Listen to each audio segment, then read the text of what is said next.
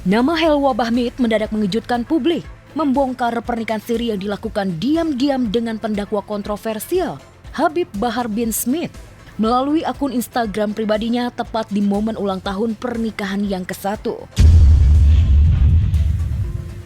Model keturunan Arab asal Sulawesi Utara berusia 22 tahun itu merasa menjalani pernikahan bak istri cadangan.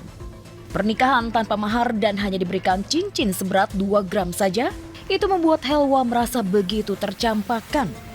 Selama 1 tahun menikah, Helwa mengaku tersiksa lantaran sang Habib tak pernah sekalipun bertanya seputar kondisi dan hanya datang jika memiliki kemauan tertentu. Dengan aku menikah dengan dia bisa membahagiakan orang tua aku.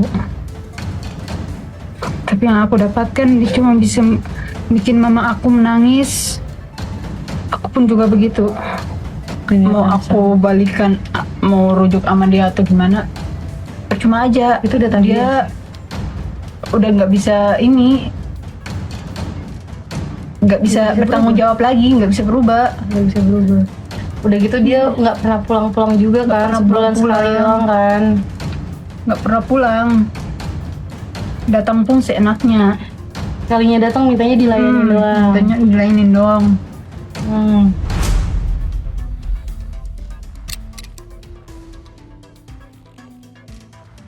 Bahkan Helwa menuturkan selama kehamilan pertamanya, sang Habib juga tak pernah sekalipun hadir menemaninya kontrol hingga melahirkan.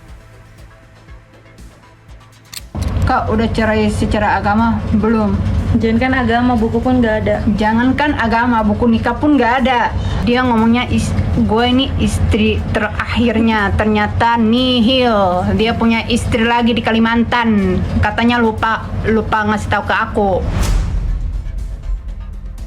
Biar perempuan-perempuan di luar sana nggak menjadi korbannya yang selanjutnya.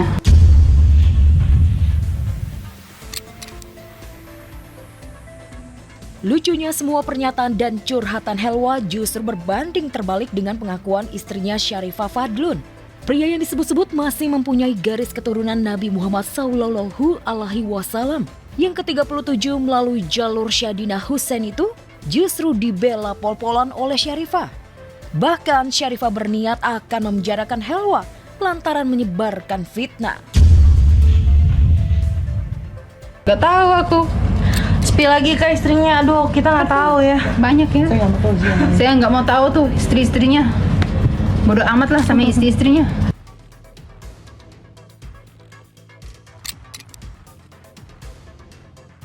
Dengan kemunculan Helwa ini, netizen pun mulai mencocok logi. Di mana tepat setahun lalu, Habib Bahar dan Syarifah sempat live bareng membahas seputar poligami.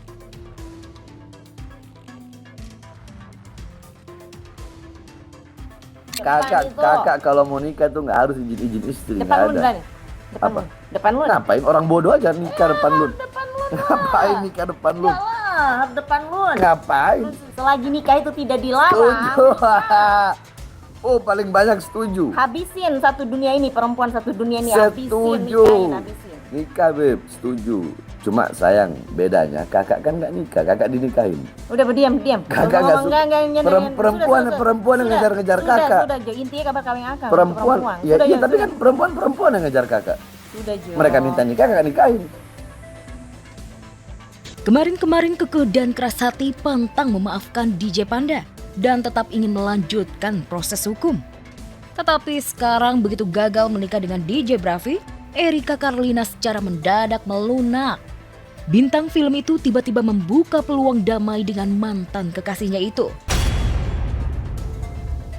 Ya, di tengah kasus hukum yang berjalan di Polda Metro Jaya atas dugaan pengancaman, di mediasi yang kedua, Erika menuntut kesediaan DJ Panda untuk mengakui perbuatannya dan tulus meminta maaf. Hanya sesimpel itu. Aku tidak pernah punya masalah dan tidak pernah mau punya masalah sama orang selama aku berkarir gitu. Dan ditambah sekarang punya Andrew, aku makin takut untuk berurusan apalagi melakukan hal-hal yang merugikan orang banyak. Ya kita kembalikan aja kepada pihak yang berwenang ya.